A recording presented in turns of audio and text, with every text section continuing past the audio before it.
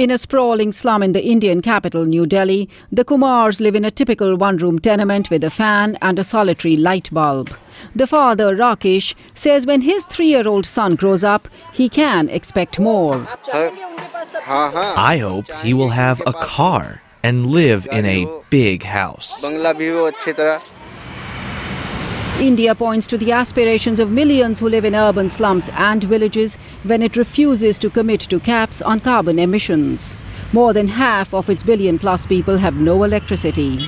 But as they lift themselves out of poverty, officials say they will want to live like more prosperous Indians who own washing machines, air conditioners and automobiles. India needs to provide energy to all its people, says Sunita Narayan of the Independent Centre for Science and Environment. The issue of climate change is connected to development, it is connected to growth, and no country in the world can accept a freeze on its development. But climate change negotiators worry that without quick action, the carbon footprint of India and China will expand dramatically in the coming years as their economies propel millions into the middle class. And they warn that these countries are among the most vulnerable to climate change.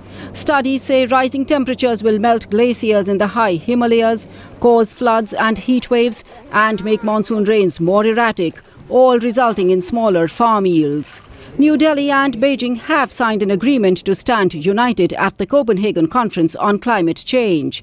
Both have joined with other developing nations in demanding money and technology from rich countries to help make the transition to greener energy. Fu Changyang is Director of Climate Issues at the Beijing office of the World Wide Fund for Nature. These two countries, on the climate change, their country interest is consistent. For both countries, coal-fired plants supply the bulk of their energy.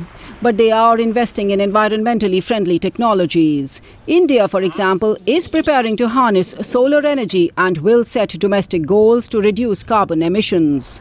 China already has set an ambitious target to cut carbon gases, according to climate expert and former government official Fu Changyang. My understanding, from 2005 to 2020, China can cut 4 gigaton to 4.5 gigaton of CO2 emission. That is huge. But India and China say they should not be expected to take the lead in reducing carbon emissions. They say rich developed countries with per capita emissions exceeding theirs should lead the way.